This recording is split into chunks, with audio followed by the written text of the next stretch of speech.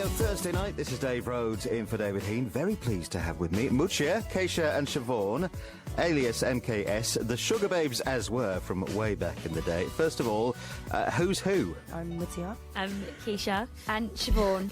Well, if we start by asking, first of all, I'm going to throw it out there straight away, the C word. Do you classify this as a comeback? What's that? Not that one. No, don't worry. Hey, steady. Is this a comeback or is this a new project as far as you're concerned? It's a new project. Yeah. I think that it was really important for us to make an album that we're really proud of, a body of all new music that we wrote. We didn't just want to do it quickly with one song, you know, hurry it to radio. For us, it was important that we give it our all and that we write the best record we can.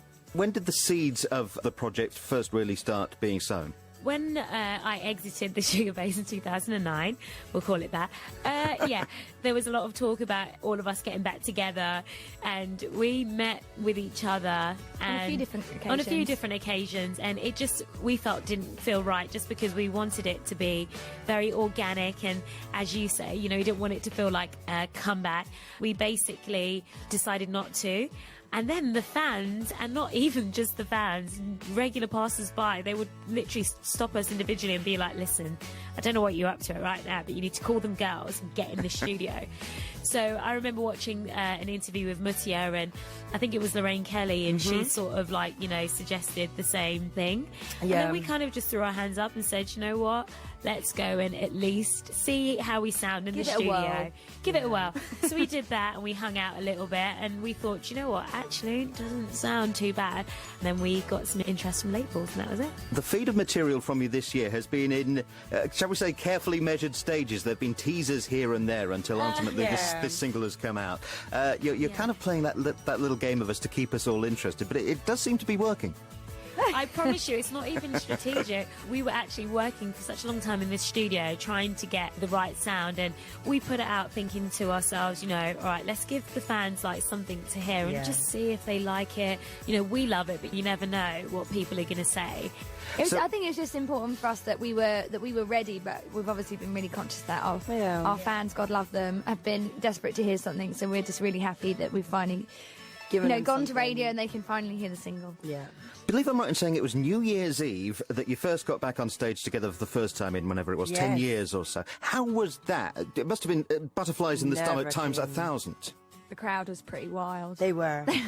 They were grabbing our monitors, and I was like, oh my God, okay, I can't hear anything. We can't hear what we're singing if you grab our monitors, but it was kind of hilarious. It was. But, we literally went on at midnight and, had a blast.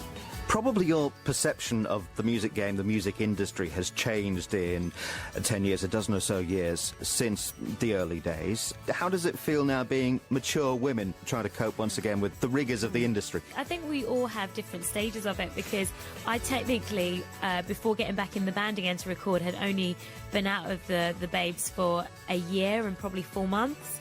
But I guess being back together in general and being in this lineup, it is definitely very new, and it is strange because we only hung out as kids. When I stepped back and sort of saw Mutya and Siobhan interacting with each other, it was no longer, you know, fish and chips and tracksuits. It was like, it totally freaked me out that the girls could drive. Champagne. That was like the weirdest thing. So I totally get it when we walk into a room and people are like, oh, they're back together. You know, we sort of get that look. It was really surreal for a while, definitely. Yeah, it took us a while to get used to. Let's address this single. It's coming out on the 16th of September, Flatline. Yes. I've had a listen to it. The thing that impresses me, it's got a nice, what I would call a clean sound. It's modern, but it's not overproduced. How much input did you have? Oh, wow. I love it. We had major input. Actually, in fact, the reason why we love working with Dev Hynes so much is because he literally... It was like a jam session. We had a live mic in the room. There's actually a video on YouTube right now called Mutya, Keisha, Siobhan, The Making of Flatline, where you see how we actually put the song together. And it was literally a live mic in the room. We're sitting on the couch doing all the harmonies. And he basically was on the keys playing around, or on his guitar, and we'd hear a riff and we're like, no, do that over and over again. And then we wanted a moment in the song that was very Coldplay. So myself and the girls were like, no, we need like this really...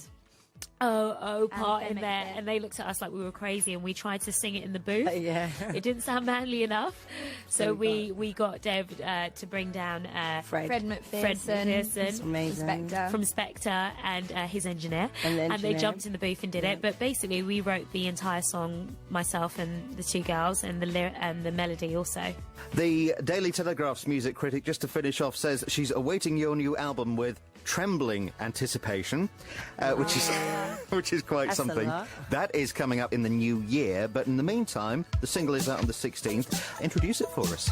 Okay, well, I'm Mutya. I'm Keisha. And I'm Siobhan, and this is our new single, Flatline. Don't say no, please wait till we're sober.